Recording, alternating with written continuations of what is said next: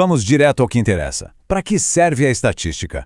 Basicamente, para transformar um monte de números confusos em decisões inteligentes. Esta aqui é uma revisão super rápida dos conceitos-chave que fazem essa mágica acontecer. Bora lá? E aí, quem nunca se deparou com isso, né? Uma planilha gigante, cheia de números e a gente sem saber nem por onde começar. Parece um verdadeiro caos, mas olha, pode acreditar, tem uma história escondida ali no meio. E é exatamente para isso que a gente está aqui. Nosso trabalho é transformar essa confusão de dados brutos em clareza, reforçando aqueles fundamentos que permitem que a gente leia o que os números estão de fato tentando nos dizer. Bom, o primeiro passo é sempre o básico, né? Descrever o que a gente tem em mãos. Onde é que está o centro desse conjunto de dados? E qual é o formato dele? Vamos dar uma olhada nas ferramentas certas para responder isso. Ok, a diferença aqui é super importante na prática. Imagina só, analisar o consumo de energia de uma fábrica. Se em 2 ou 3 dias o consumo foi lá para a estratosfera, esses picos vão puxar a média para cima, sabe? Aí o valor já não representa o consumo típico. A mediana, por outro lado, meio que ignora esses extremos e mostra para a gente o verdadeiro centro da operação do dia a dia. Ela é muito mais confiável nessas situações. E para a gente conseguir enxergar a forma dos dados, o histograma é a ferramenta perfeita. O pulo do gato aqui é que, diferente de um gráfico de barras normal, as barras são coladinhas umas nas outras. Isso indica que a variável é contínua, tipo o peso das peças que saem de uma máquina. Ele agrupa os dados em faixas e mostra onde os valores se concentram mais. É como se revelasse a personalidade da distribuição. Se o histograma é o raio-x, o boxplot é tipo um resumo executivo genial. É incrível, porque com apenas 5 números, ele consegue contar uma história completíssima sobre o centro e principalmente sobre a dispersão dos dados. E essa ilustração aqui é fantástica. Olha só, a parte mais importante é a caixa em si. A largura dela mostra exatamente onde estão concentrados os 50% centrais dos seus dados. É o verdadeiro coração da distribuição. Ao focar nesse miolo, o boxplot meio que deixa os valores extremos de lado e dá uma visão super limpa da variabilidade principal. É uma forma muito eficiente de comparar a dispersão entre grupos diferentes. Beleza, então a gente já sabe como descrever os dados. Mas será que dá para confiar nesses números? O próximo passo é esse: garantir a qualidade do que a gente está medindo. E para entender essa história de qualidade, não tem nada melhor do que a clássica analogia do alvo de dardos. Ela ajuda a gente a diferenciar 2 conceitos que, olha, muita gente confunde: exatidão e precisão. Pensa na cena. Um atirador. Todos os tiros dele acertam um ponto bem juntinho do outro. Isso é alta precisão. Os resultados são super consistentes. Só que o grupo de tiros está lá no canto do alvo, bem longe do centro. Ou seja, baixa exatidão. Ele está errando o alvo, mas está errando sempre do mesmo jeito. Agora, outro cenário. Os dardos estão todos espalhados pelo alvo. Uma bagunça, sem consistência nenhuma. Isso é baixa precisão. Só que, se a gente calcular a posição média de todos esses dardos, ela cai bem no centro do alvo. Ou seja, na média, a gente tem alta exatidão, mas cada medida individual não é nada confiável.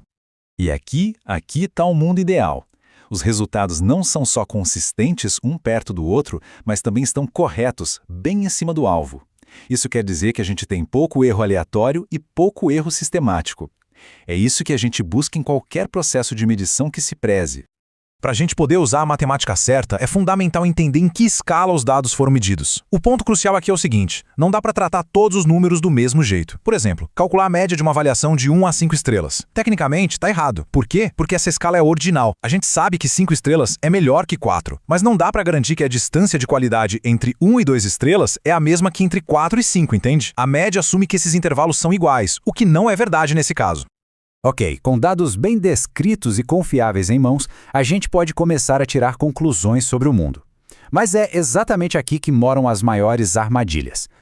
A ideia central da inferência é essa: usar uma parte para entender o todo. Pensa assim: a população é uma floresta inteira. O parâmetro é uma característica real de toda a floresta, tipo a altura média de todas as árvores. Como é impossível medir tudo, o que a gente faz? Pega uma amostra, mede a altura média daquelas árvores e usa esse valor, a estatística, para ter uma boa ideia do valor verdadeiro da floresta inteira. E chegamos talvez no princípio mais importante de toda a estatística. Isso aqui é um mantra, sabe? Tem que ser repetido sempre antes de tirar qualquer conclusão apressada. Vamos ver um exemplo prático. Um experimento mostra uma relação super clara. Toda vez que a potência de um equipamento sobe, a vida útil de um componente específico diminui. A correlação é fortíssima, quase -1. É muito, mas muito tentador olhar para isso e já pular para uma conclusão. A pergunta que não quer calar é essa, né? A pergunta óbvia. Se a relação é tão forte, tão nítida, uma coisa deve estar causando a outra, certo? E a resposta é: calma lá. A correlação é uma pista valiosíssima, um convite para investigar mais a fundo, mas não é a prova final. Pode muito bem existir um terceiro fator escondido aí. Sei lá, talvez o aumento da potência também cause um superaquecimento e seja o calor, e não a potência diretamente o verdadeiro culpado pela falha. A correlação aponta a direção da investigação, mas não entrega a resposta de bandeja. E essa é a reflexão que fica. Com esses conceitos em mente, centro, dispersão, precisão e, claro, a diferença entre correlação e causalidade, a forma de olhar para os dados muda completamente.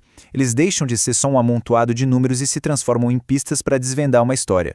A questão agora é: qual história os dados por aí vão revelar? Hoje, vamos montar um kit de ferramentas essencial para qualquer análise de dados. O primeiro passo de um detetive de dados: colocar ordem na bagunça. A investigação começa pelo centro dos dados. Qual é o valor mais típico aqui? E para isso temos dois suspeitos: a média, que é o valor médio, e a mediana, o valor bem do meio. Só que quando aparecem valores muito extremos, a média é arrastada para longe do centro. Nessas horas, a mediana é a testemunha confiável. Ela não se abala com os outliers. Próximo passo: entender a dispersão. O quão espalhados estão os nossos dados. Aqui entram dois conceitos-chave: precisão, que é a consistência, e exatidão, que é acertar o alvo. Dá para ser muito preciso, com tudo bem juntinho, mas ainda assim errar o alvo completamente. Ou o contrário, na média, acertar o alvo, mas com cada dado jogado para um lado. O ideal, claro, é a combinação dos dois: alta precisão e alta exatidão. Na mosca! E para visualizar essa dispersão toda, a gente usa uma ferramenta ótima, o Boxplot. Essa caixa no meio mostra a variação dos 50% centrais dos dados. É o coração da evidência. Mas espere aí. Um bom detetive sempre pergunta: de onde veio essa informação? Pense assim: a população é o universo todo. A amostra é só uma fatia que a gente analisa. O parâmetro é o valor real da população. Já a estatística é a nossa melhor estimativa, vinda da amostra. Agora, a parte final. Vamos conectar os pontos. Será que essas pistas têm alguma relação entre si? Um gráfico de dispersão pode entregar o jogo. Ele mostra se duas coisas andam juntas ou não. Mas muita calma nessa hora. Isso nos leva à regra de ouro de toda a estatística. Só porque duas coisas acontecem juntas não quer dizer que uma causa a outra. É só uma pista. Mas qual ferramenta usar? Bom, um bom detetive sabe que tudo depende do tipo da pista.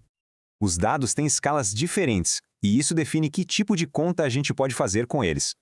Pense em dados ordinais, tipo uma nota de satisfação. A gente sabe que ótimo é melhor que bom, mas quanto melhor?